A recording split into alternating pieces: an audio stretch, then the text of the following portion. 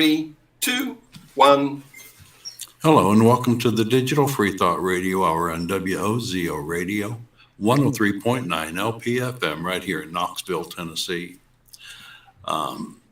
Today is August 7th, 2022. I'm Larry Rhodes, and our guest host today is Dread Pirate Higgs. Hello, Dread.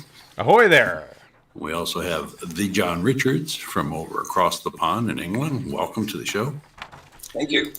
Digital Freethought Radio Hour is a talk radio show about atheism, free thought, rational thought, humanism, and the sciences. And conversely, we'll also talk about religions, religious faiths, gods, holy books, and superstitions. If you think that you're the only non-believer in your town, well, you're probably not. In Knoxville, in the middle of the Bible Belt, we have a group of over 1,000 of us. And we'll tell you more about that group after the mid-show break. Dread, what's our topics today? Well, I thought we would talk about how to better engage people of religion. And John, I believe, I know you said you wanted to talk about shunning. Mm-hmm. Is that right? And John? I did. Yeah, you did, Larry. Sorry. And John, did you have something you wanted to bring into that as well? Yeah, I've got a couple of possibilities for later on, but Dread, I'd hate for us to miss your invocation. And thank you for that invitation. I am called to evoke the power of the true creator of the universe, the drunken tolerator of all lesser and more recent gods, and maintainer of gravity here on Earth. May the great flying spaghetti monster rouse himself from his stupor and let his noodly appendages ground us each in our seats. Amen. So, how you guys all doing? Larry? Pretty well. I'm sort of okay, but you know what? I'm sure I've had another bout of COVID. Thing is, I don't test anymore because I recognize it. You know, it's my old friend that I had 3 or 4 times. And it just makes me have a day wiped out, bit of congestion, some mysterious muscular pains. Yeah. And I sleep it off and I'm okay again. So how are you getting exposed to it so frequently? Is it just through your kids and, you know? Probably. Yeah. Well, it's fairly rampant here, but it's a mild version and I'm fully vaxxed up. So, you know, it's not even like a very bad cold.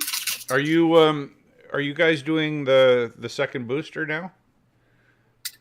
Yeah, I've had I think they call it second booster. I've had 4. You've had 4, so you've had your second booster. Yeah, I'm coming up on that. How about you, Larry? Yes, I think I've had 3. I'm not sure if I had the 4th one yet. Right. So how are things going on in your corner of the planet? I'm sorry. Oh, mine? Yeah. Oh, it's fine. Just working every day, just work-a-day world, as it were. Oh, yeah. What are you working at? Oh, I'm an AML, that's anti-money laundering specialist. Oh, wow. I look at bank accounts and see if I think that there's something hanky-panky going on there. Interesting. Do you guys, do you apply, I think it's, there's some special thing about numbers and digitized messages and stuff that they can run it through an algorithm. Oh, definitely. I work a lot of alerts that come to me from the computer algorithms. Okay. But it's up to humans to verify that it's really suspicious or not, and we can recognize the special circumstances, and the computer can't. Oh, okay. Interesting. Well, how long have you been doing that for? For almost a year. It'll be a year in October, I think. And you just work from home? Yep. Cool. You're going to have to give me a link because, that's kind of up my private investigator alley. They're definitely looking for people. The only stipulation is for people who are listening, they do require a VA. And it's, I don't know if I can mention the company or not. I guess I'd rather not. But I'll tell you in private chat. Sure. But if you're interested in the topic, certainly go look for it on the internet. People are needed. Cool. Yeah, That sounds sounds good. sounds like a vital service to me. Yeah, Yeah. yeah, for sure. We want to Yeah. stop fraud. Right. So, And human trafficking. And, yeah, and I can drug, imagine and drug that'd be a big part trafficking of and it, all right? that. It all Yeah. points to money laundering. Right, Yeah. right. Mm. Yeah, no, recently in British Columbia, well, recently, I mean in the last couple of years, there was a big row about casino money laundering and just how rampant it was. Yeah. And, now everyone's playing catch up and trying to figure out who did what and what went wrong and what protections and protocols need to be in place in order to prevent it from happening again. Right. But, Well, they're particularly interested in looking at cash transactions, and if you they have a limit a cutoff limit. I think it's $10,000. oh, yeah. But if you know the limit is 10,000, they're going to have to make up a cash transaction report if you do that. Anything over 10,000. Yeah. But if you try to break down your deposits and make like 9,000 a day and 4,000 tomorrow, that's structuring, and that's against the law. Right. I mean, so be aware. Go It's ahead and have them interesting. fill out the report. Yeah. Well, it's interesting because I work in real estate as a realtor, where we go through this thing called FinTrack, which is, it's a anti-money laundering and proceeds of crime legislation. Mm-hmm. Right. So that's a thing. We have to verify identities, and again, if cash transactions over $10,000 need to be reported and all that kind of stuff. So, Right. yeah, I guess it's pretty much it's becoming certainly worldwide. Well, especially now that the provisions of the Anti-Bank Secrecy Act are coming to fruition. That was passed in the 70s, but they gave the banking industry many years to come up to snuff on the regulations, and those deadlines are now hitting, and that's why anti-money laundering specialists are really needed. Interesting. Yeah. Well, I think that we should shun people who launder dirty money. Beautiful. Good Nice segue. Nice segue. Yeah. Well, take it away, John. Tell us about shunning and how or Larry, that was your topic, right? Okay. So, Yeah. yeah, tell us about it. Yeah, I think it's despicable because it's the thin end of a wedge, isn't it? And if you follow that, you start with shunning somebody, which means keeping them out of your family, your tribe, or whatever it is. It's the group that you're in. Yeah. And the next stage is dehumanizing them. And after that, it's sending them to the gas chamber. Yeah. So it's a progression, right. And it starts with shunning, and I find it despicable. Yes. Yeah. And it's funny because it doesn't only happen in a religious milieu. It happens like on Facebook. If you're not speaking the popular talking points, or if you take a view that's inconsistent with what's trending, I guess, people will dox you. Yeah.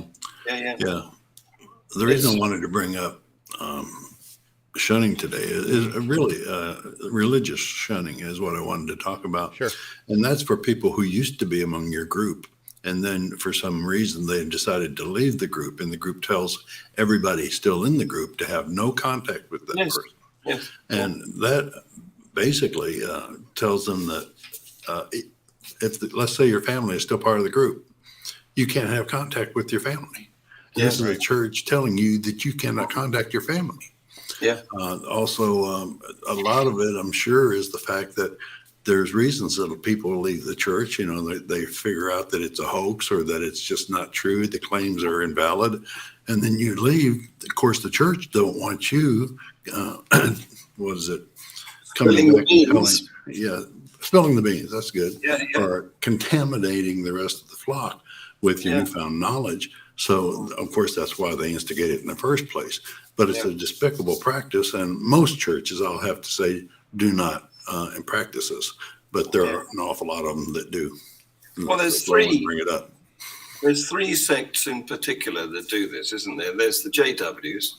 Yep. Mormons. Right. And the Scientologists. Well, sure. Yeah. And on that. Almost harshly, the Scientologists. On that subject, there's a recent news item about Tom Cruise. Right. Yes. No, you want to go into that a little bit? I don't remember saying go that. ahead. John? Okay. Yeah, sure. Well, as you know, he's just played his hero role in the latest blockbuster movie and earned Hollywood about $1 billion in the first few weeks of it being released. And in order to do that, he downplayed his usual very public endorsement of Scientology because it's not so trendy now, not so popular. In fact, it's had so many attacks from former, ex-Scientologists that the reputation is now trashed. It's been associated with trafficking, people trafficking, human trafficking. And other nefarious pursuits. So but he doesn't want to be associated with it now, and neither does John Travolta, I suspect. Right. Isn't it outlawed there in Canada, Dredd? Scientology? Sorry? Is Scientology outlawed in Canada? I heard not somewhere. Outlawed. No. Oh, I don't think it's recognized by the CRA as a charitable organization or a religious charitable organization. Yeah. Okay. Well, that's good, but they can still practice there. Yeah. Well, yeah, and they've actually got a great big building right on, one of the main streets in downtown Vancouver. Wow. With their little, it's they've been there. They've been well established for many, many years. Yeah. Okay, I'm surprised. We've got one of their buildings just up the road from me here. I'm ashamed to say. Yeah. But they've obviously picked up some fame and some money in the past from their pyramid scheme, as it's been described. A Ponzi scheme, yeah. Yeah, most organized religions are. Yeah. Well, and that's a curious thing, too, when you think about it, is like, sort of this outsider test of faith is viewing Scientology in a worse light than the Roman Catholics or the Mormons or the JWs or any other religion for that matter. It's all toxic. It's all part of the same, format, really. Just a matter of degree, isn't it? That's it, right? Yeah, and the worst part to me is that, even worse than Catholics, I hate the concept of confession, and that you carry into the church every dirty thing you've ever done and tell them, every member of your family does, every member of the society that's Catholic carries it in there, but at least they don't record it. Scientology as far as you know. Yeah, as far as I know, that's true. Yeah. But Scientology makes no bones about it. They put you on a quote. I can't remember the name of that little machine, but it's basically a lie detector. Right. E-meter. A what? E-meter. E-meter. But it's basically a lie detector, and then they record your sessions, and then they keep those recordings. Right. And who knows what's on there? Who knows what they have on Tom Cruise and everybody else especially the celebrities that go in there. Yeah, for sure. But, so as far as shunning goes, there's those groups, of course, the three that you mentioned that make it it's sort of an out practice. But shunning also happens in other religions, but kind of on the down low, right? I know, like even my daughter, she has shunned me because is she Catholic or what religion? She's just Christian. I don't know what non-denominational. Yeah, I don't know what flavor she is, but it's it goes on. Just not being able to reconcile my beliefs with hers, and so she's sure. She said, "I will no longer communicate with you." I think all atheists. I think all atheists can recognize that in their own lives, where people, religious people have shunned them. I certainly can't.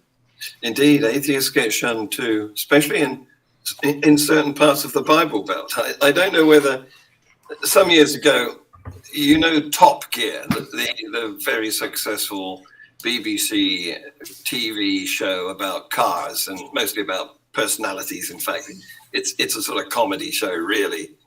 But they took a road trip in the Bible Belt, and one of their challenges was to paint each other's car with slogans that would attract attention in the Bible Belt. Oh, no. Yeah, I think I remember that. Yeah. And one of them was they put Hillary Clinton on the side of it, and some other gay stuff, and drove through towns and stopped and parked gas stations, and it was not pretty. It was not. I didn't see the whole episode, but I saw pieces of it. They got seriously shunned. Yeah, that's poking the bear, if you ask me. They were worried for their lives. They had to hightail it, as you'd say, in Western movies. Yeah, much like a member of our group has put Antifa bus on the side of his car, and drove around in Knoxville for a long time, months. Yeah, and garnered some unwelcome attention, but some welcome attention too, I'm sure. Anyway, how do we start the conversation with believers? I believe, Judd, that was your topic you wanted to bring today. Well, and it's interesting because I just had a conversation with a Roman Catholic who is a friend of mine, just visiting in from Ottawa. He was just here for a few days, and I can't remember having a more engaged conversation with someone who was a believer. And, we talked about Hume and Kant and Descartes and, and some of the apologists of old and of new. And it was very, very engaging. And, certainly as we, sort of went down that rabbit hole together, it was with considerable mutual respect, and I think it can happen. Yeah, absolutely, it can happen. Yeah, no, but it was just, and that's what kind of got to me. How do you make that the norm? How has that become? How do you make that a practice, right?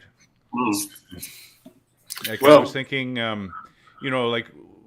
there's the SE, the street epistemology or Socratic examination, but that tends to be a one-sided conversation, right? Because it tends to be the questioner and the interlocutor, and it's the examination of the interlocutor's methodology for coming to believe what they believe, or their epistemology. Yeah, right. But in my most recent experience, it wasn't that. It was a much more of a sharing. We changed roles quite often. He'd be the interviewer and I'd be the interlocutor, and we just go back and forth like that without any kind of managed, without a program, without any intentionality on how that was going to work. So. I was wondering what your guys' experience of that might be. John? This is the opposite of shunning, really, isn't it? This is holding out the hand of friendship, right? And trying to engage with the opposite side, as it were. Yeah. And I do it all the time because I did it as recently as last night when on Freethought Hour we had a fairly local pastor, a Christian pastor, who, you can watch it. It's on my channel, Freethought channel, and his name is Alan Cartwright, and he has a church in High Wycombe, which is sort of South Midlands of England. And we had a very nice conversation. Of course, he's a lovely guy. We agree about almost everything except the one thing. And if you look at that conversation, you'll find that we sort of agreed to disagree about the one thing. But where you can't do this is on social media, because social media is such an aggressive place. There's no cues of humanity coming off the text, is there?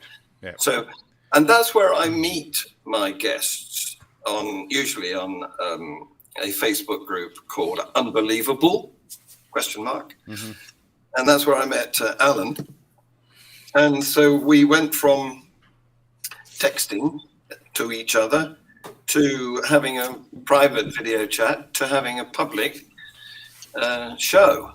And it was all very good. We still disagree. I mean, my co-host and I asked him some pertinent questions, and we really need to get back to it. We only limit that show to 1 hour. And obviously that's the tip of an iceberg. Well, yeah, you could have a whole series of shows. Yes. In infinitum. Ad as it were. infinitum, yeah. Yeah. Yes. Or ad indeed. nauseum, That's Yes. right. depending on how the conversation is going, right? Well, yeah, depending on the point of view of the audience. Yeah. So Yeah. but I actually have an in life, IRL, in real life account of this too, a bit like Dread, where many years ago now, I was at a children's playground.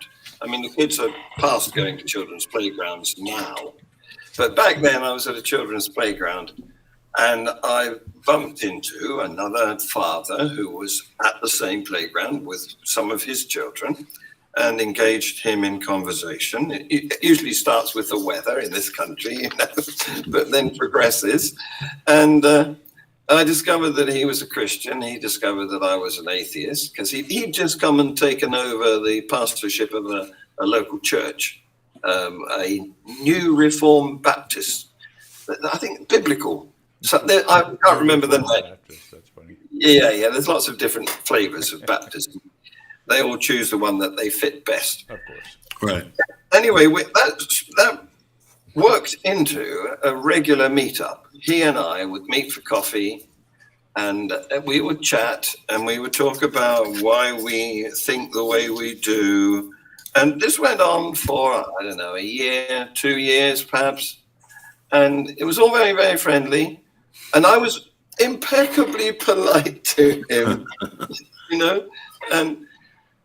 but he got to the stage where it turned out that he wanted to convert me. And when he realized that he wasn't going to succeed, then he just stopped. Yeah, I've had that happen several times. Yeah. They It's don't not tell quite- you up front, but It's not quite shunning, it's just cutting off. He doesn't Right. respond anymore. If I approach him, he doesn't. no, I'd say that's shunning. Okay. I've had many conversations, not only online but in person. I used to. I'm 72, and I've been off and on retired for I don't know 6-7 years. Yeah. And I'd go downtown, sit at the park with a Ask an Atheist sign out there. I'd go to the University of Tennessee campus and sit and talk to kids there. I've had a lot of conversations, and there's nothing more rewarding than having a good back and forth between people, a good respectful back and forth. And it happens a lot more than you would think. But sometimes, feelings get worked up as soon as you exist, basically. Right. I've had people throw slurs at me just walking by, throwing slurs at me. Yes. And then, of course, they'll be the first to say that the Christians are the persecuted group in America. Right. Yes. Right. But they have a persecution complex that's built into the religion itself. Yeah. But all in all, the conversations are worth having. Yeah. I have an idea, my personal hypothesis, why they behave like that. It's the reason is because their belief is them. They've embodied it. They emotionally adopted it. The Bible itself tells them that they will be persecuted for their beliefs. So they internalize that, and no matter how they're treated in society, the Bible says they'll be persecuted. It's any opposition that they built in they need. Victimhood. Right. Yeah. It's persecution. Right. I don't have to do that because, I've got evidence. I don't need to be emotional about what will happen if I jump out of this window because, it's incontrovertible. But when there's matter that is dubious and you've nailed your flag to the mast of one side or the other, then you can only defend it emotionally. Right. And of course, if that's challenged, then you're going to take it hard. Yeah. Right. My boss used to say, that's your baby. Like it's something that you work up and present. It's your baby. And if anybody criticizes it, they're criticizing your baby. Yeah. And it's the same thing with your religion or your livelihood or even your looks for that matter. Yeah, that's the thing. It's because they own it. Now, I don't have to own the laws of gravity. They're not mine. They're public. Right. Yeah.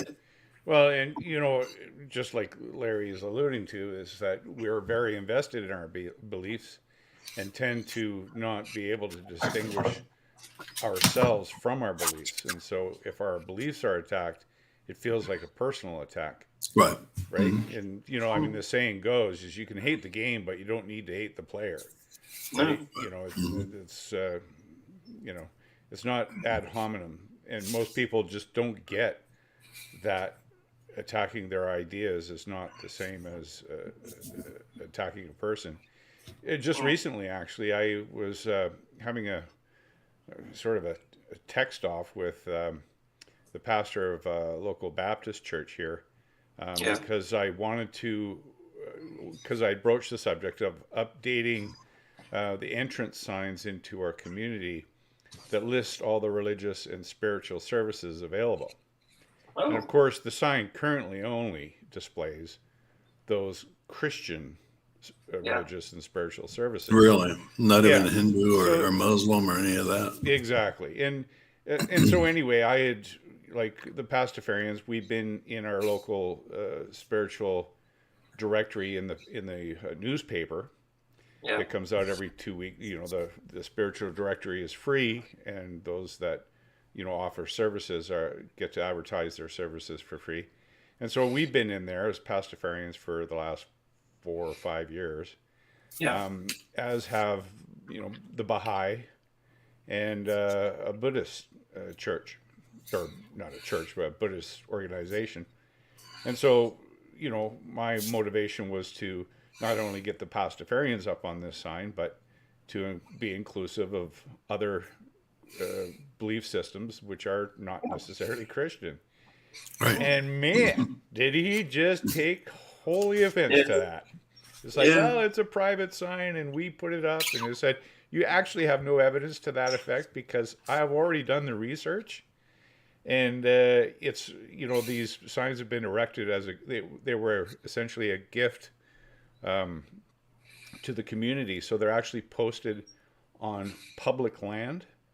Well, that's even better. Doesn't entitle them to any say about it, right? Well, you know what? Gift to your own sign. And if they won't put it up, then you've got a discrimination issue. Yeah. Well, actually, but what I was trying to do in all fairness was to engage them to be open enough to allow competition. That would be the first step. I don't know. Yeah.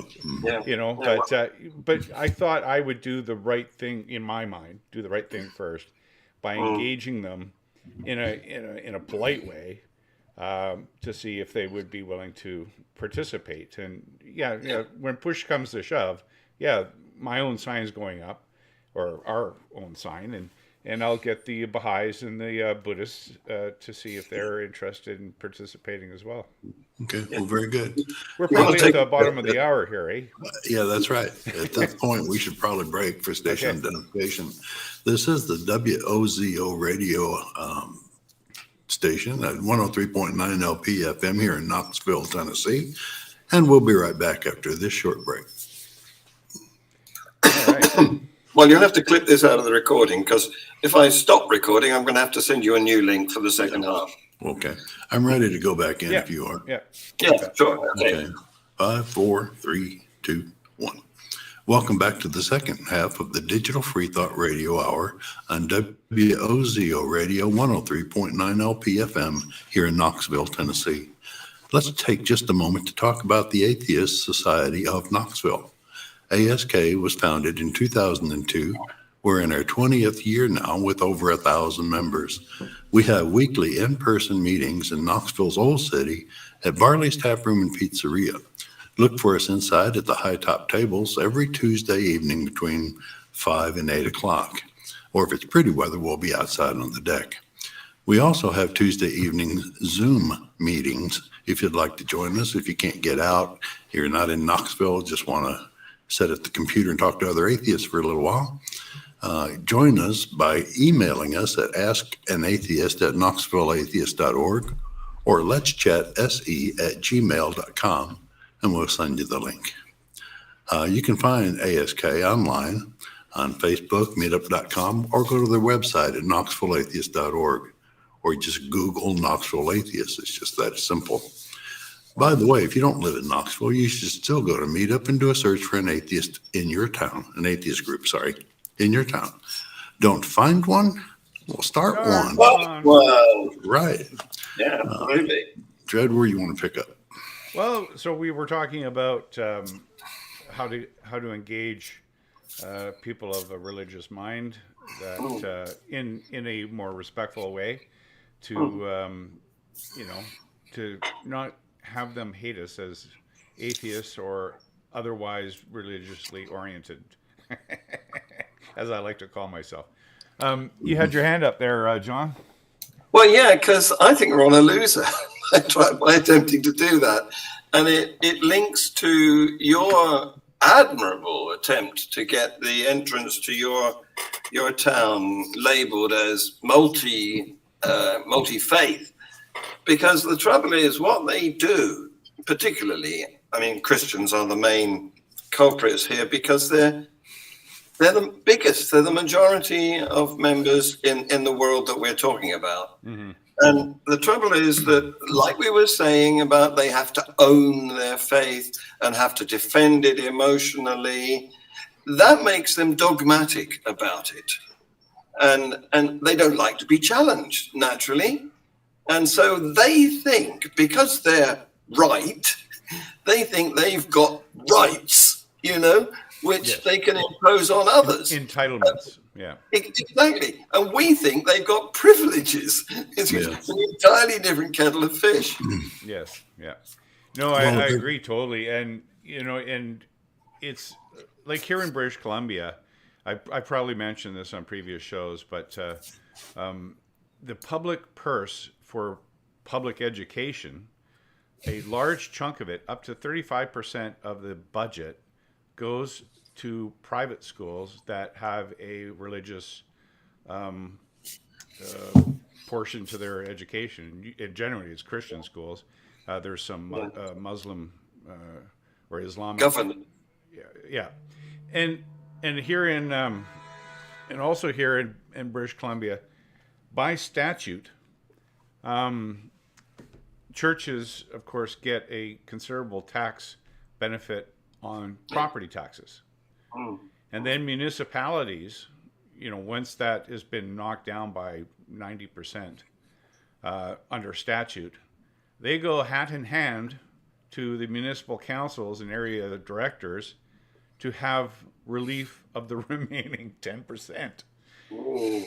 And of course, that's not enough. They've got to now claw their way to include parking lots, which can, of course, be twice to three times the size of the footprint of the building that houses their faith, and they do this completely unapologetically. It's an expectation and entitlement, and how dare you speak against it? It's horrible. Yeah, it is horrible, and historically, it's been horrible too, because of course, where you are, this use of public money has been squandered by Christians, again, mostly Christians, on schools where infants were buried, where they died. Yeah. The indigenous peoples who were trying to be divorced from their culture and language and everything.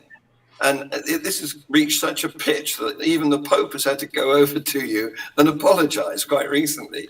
Well, and what's really striking about that is, I believe that apology was completely vacuous. And the fact that many of the native peoples are religious, Christians, identify as Christians. So, somehow they've been sated by that apology, and that somehow that's enough. And of course, at the same time, I see other, reports from indigenous families who've suffered that indignity for 3 or more generations, who say, well, you know what? I never got to see the Pope. The leaders get to see the Pope. Yeah. But the people that actually suffered it are still suffering because, of course, it was an empty gesture on behalf of the Pope's part. Not to mention the fact that, the Canadian government and our provincial governments help, support to host him. And of course, that's at no small expense, I can imagine. Yeah. Well, I've been reporting on this over the months in my Global Atheist News. Yeah. And the trouble with an apology is it can't make the past better, but hopefully it might improve the future. But you have to consider that the creed remains the same. It's still misogynistic. It's still dogmatic. It's still homophobic. It's still anti-autonomy for women's rights. It's horrible. It's still a horrible club to be a part of. Yeah. And to have, it'd be like, having a Hell's Angel say he's sorry for all the drug trafficking and he's still dealing drugs. I mean, you know what I mean? It's just, it's so, it's egregious, of course, right? Yeah, absolutely. Well, you mentioned misogyny. And of course, the Catholic Church is particularly misogynist. You can't even be a member of their clergy if you're female. Yep. And as you say, they don't support bodily autonomy commonly. And even the few saints that they have who are female are the exception rather than the rule. Well, yeah, for sure. And I mean, you think about the latest female saint. What was her name? Mother Teresa. Yeah. Like, wow. Like when you actually delve into that a little bit, as Christopher Hitchens had, sure, she was not by any means a saint that we would understand. I mean, the Catholic Church can canonize whoever they want, but when you look into what she was really all about in the, actually, supporting poverty really in what she was doing, rather than trying to make things better for people, it was horrible. She was glorifying suffering. Yes. Yeah. Well, certainly not suffering herself. No, indeed. Yeah. Getting the best treatments herself. Yes. Typical hypocrisy. It is. Yes. And it's so unfortunate. Again, how do you engage people who are so clearly hypocritical and try to have a decent conversation with them? I mean, like I said, the reason I thought it would be a good subject is because I just had a really good interaction, but those are so far few between, right? Yeah. Especially when simply pointing out the hypocrisy they feel is an attack. Yeah. And you're downhill from there. Yeah. Well, what can you do? So were there any viewer comments from the last couple of shows that Larry? I've not received any. No. Oh, is that right? Oh, okay. I Dadis Trading Room was on our show on here, but he was remarking that about the difference between StreamYard and Zoom. Mm-hmm. And, initially, I had it on the small screen, but I've expanded it to the full screen, so it looks more like Zoom. So hopefully, but I can't read his comments at the same time. I need two screens for that, right? Yeah, I did get a comment directly on Facebook, and it's one I get all the time, so maybe we'd like to address it. Sure. So why can't we just let them believe what they want to believe? Why do we have to intervene? Why do we have to speak up? Why can't we just leave well enough and alone? John, take it. I'm going to turn that round because I don't care what nonsense anybody believes, but I strongly care when they try and inflict their views on us. Right. Talking about hypocrisy. Yes. Yeah. They want us to be quiet, but they certainly aren't themselves. Yes. Well, it was interesting when I told you about talking to this Baptist pastor. He said, "Well, you guys just mock the Bible." I said, and I said, look, I don't have to. I mean, because there's enough material there. I don't need to write new stuff. As far as Yeah. the absurdity of it. And if he's complaining that we don't mock the other holy books, it's only because we live in a book that is, monolithic to Christianity, not other holy books. Yeah. If we lived in, I don't know, Pakistan, we'd probably be talking about Islam. But we're probably doing it secretly. Yes, under the threat of death for apostasy or blasphemy or whatever. Yeah, right. It's pretty striking. But I was going to say also that, like as far as institutions go, like right now, I've just been sent an FOI package. I haven't received it yet. Freedom of Information package from ICBC, which is the Insurance Corporation of British Columbia, with respect to my wearing this in my license. Oh yes, yeah. So I've asked for all correspondence, like even inter-office correspondence, with respect to it. Anything that has to do with Pastafarianism, Tricorn, Colander, Pastafarianism, or Church of the Flying Spaghetti Monster, or anything to do with myself personally. So I'm looking forward to that probably thick package because it goes back as far as 2016. Did you get an attorney to form your question or form your query for that? No. It was actually really straightforward. So actually, I based it on a Freedom of Information request that was made by a reporter for the Vancouver Sun, which is one of the major provincial newspapers, and just essentially used his as a template for my request. So, because he had gone back to 2014, where another Pastafarian had made much more of a public spectacle of trying to get his license with a colander. He was going for the colander, and so there was probably 200 pages of material just in the space of a year and a half that he got. So I'm probably going through a big ream of paper here coming up here next week. But at that point, of course, I'll take it to either the Ombudsman or the it's a Civil Liberties Association for constitutional rights. So that's where that's my trajectory right now.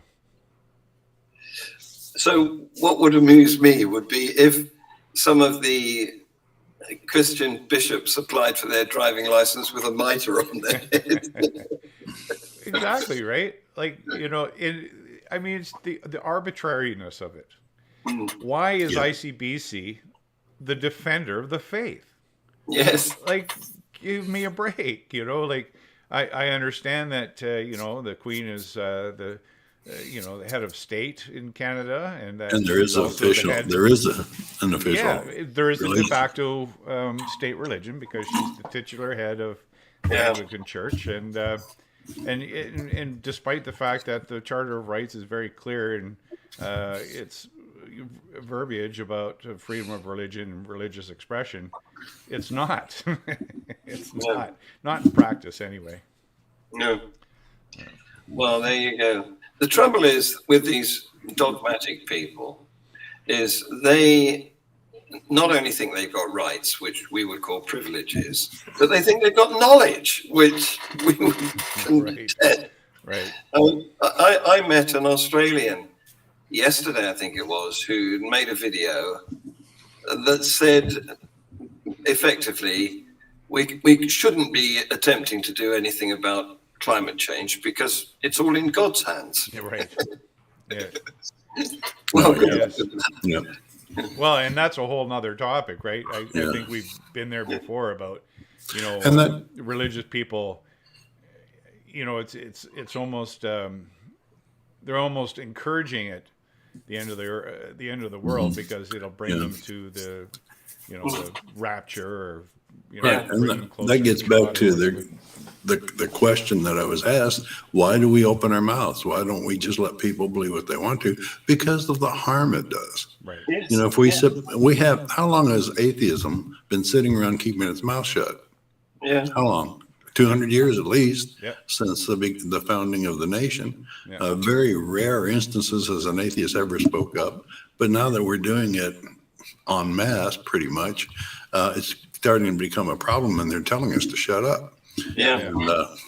And just we've got to have the conversation. Yeah. It needs to be Well, had. I wasn't there a survey done in America, and probably several of them, with respect to elected officials, that they would sooner have a homosexual elected president than an atheist. Anybody and really? in We're that at the in some bottom. states, Yep. you can't you can't be out as an atheist and run for office even. Isn't that And if you in ask some them of the southern states? why they won't vote for like a communist, well, they're atheists. Right. Becomes the answer. It's not because of their political views; it's because they're atheists. Right. Oh dear. Yeah. How's it? Is it like, what's it like over in England with that with atheism? Well, it depends where you are, because locally there's no pressure on atheists. It's the normal thing in this part of the world. But if you were to go to, I don't know, I don't really want to name any areas, but there are certain cities with ghettos, I suppose, of particular religions, like strong Judaism, strong Islam, where it would be very dangerous, I think, to start contesting people's views. So how many members of the House of Lords are out atheists? Do you have any? That's a good question. That's a good question. I'm not sure of how many it is. There are some, I can tell you, but I don't know how many it is. I know there's 22 bishops, because that's the number that is constitutionally appointed by the Archbishop in conjunction with the Prime You mean Minister. they have a right to appoint members of Parliament? Yes. Oh my goodness. Yes. But they don't have a lot of power. Our upper house is not like your Senate. They can only advise and amend. They can't actually make legislation or prevent legislation passing through. They can The just lower. influence it. Yes, the lower. Well, there you go. They don't have to put their names to it. They can just influence the heck out of it to swing votes their way, or Yeah. swing the legislation. Like any other lobbyist. Yeah. Right.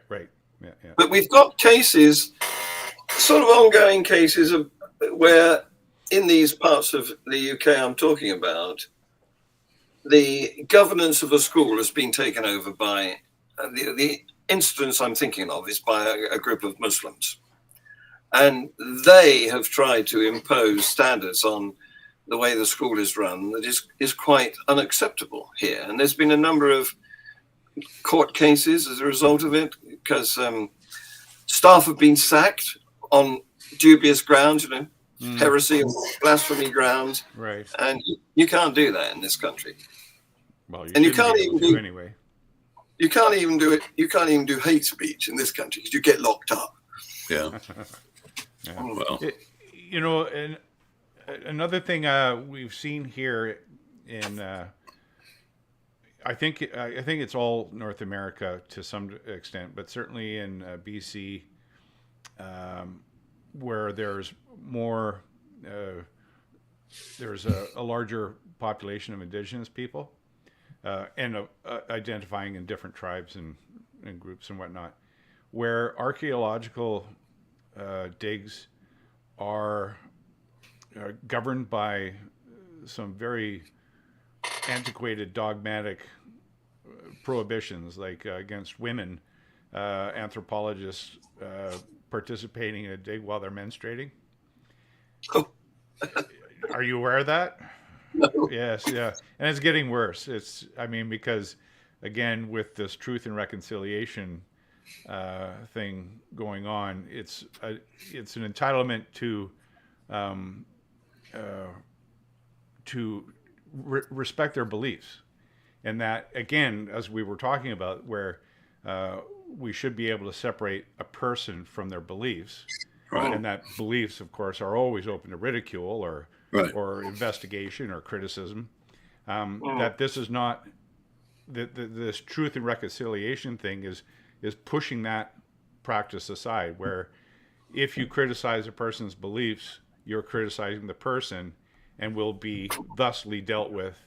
How far from that is blasphemy laws? It is. It's all the It's same the same thing. Yeah. Yeah. Yeah. Well, it reminds me.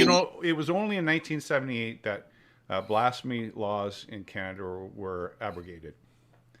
Yeah. So 78. it's actually pretty recently, right? And Shamefully, and the courts still tacitly abide by them in their decisions. Like when the decision for my court case with the Supreme Court in BC, they said, well, you can't say you don't have elements of satire in your religion, so therefore you've just proven us right that you're just a group of people that mock other people. And it's like, no, that does not follow. But again, the court upholds its own opinions in the face of opposition, right? Yeah, I just looked up in America, do any states still have blasphemy laws? And they say that some of them do, but that's from the founding Fathers' Day or the founding of the state. Right. But in 2009, Michigan, Oklahoma, South Carolina, Wyoming, Massachusetts, and Pennsylvania had laws revoked from their books. Oh, okay. So that was just 2009. That was Right. 11 years, 13 years ago. Yeah, shamefully, I could beat that. What? We have a lot of antiquated, non-repealed laws on our statute book.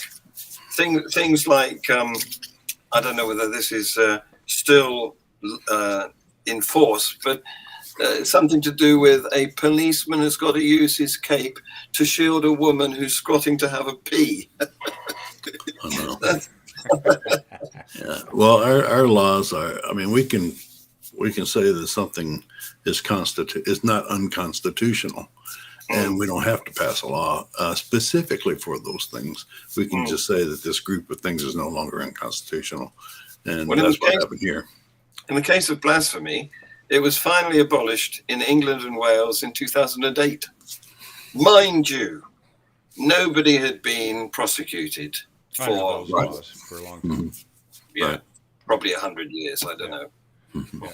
But it was interesting that a fellow Pastafarian who lived in Quebec at the time, she had gone to the Quebec's Supreme Court for the licensing thing, and the judge had at one point said that if I could have charged you for blasphemy, I would.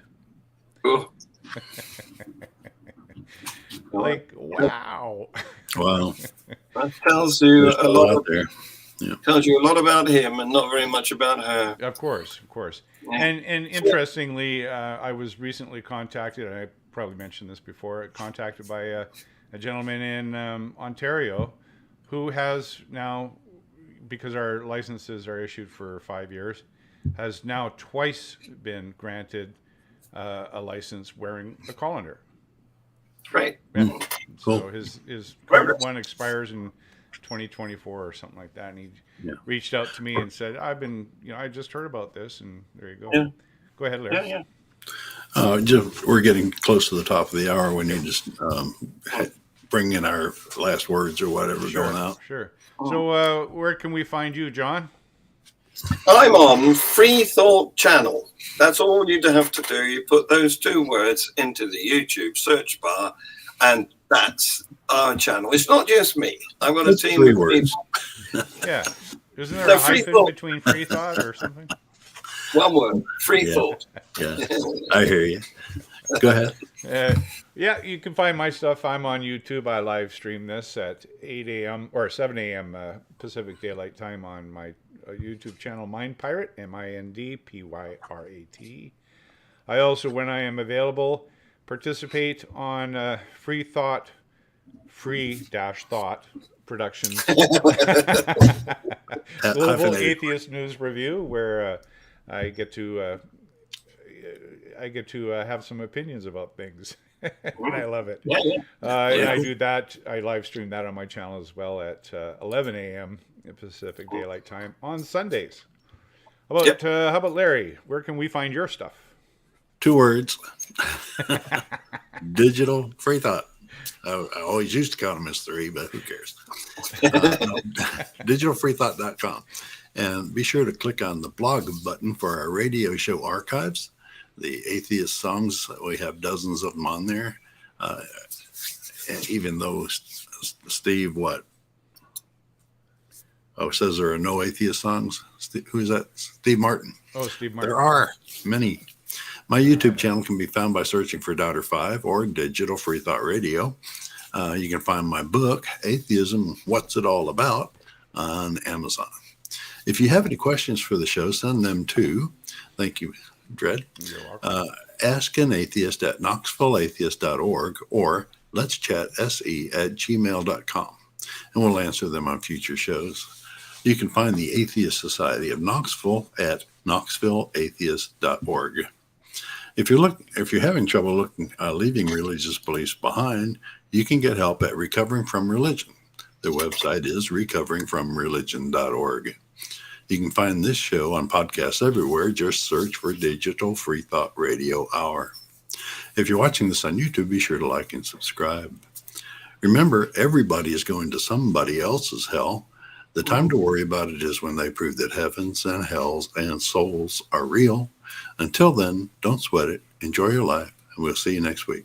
Say bye, everybody. Bye. Thanks, guys. Very cool. Thank you. Thanks, everybody, for coming. Okay. Great show. Talk to you next week. Okay. So I'm going to upload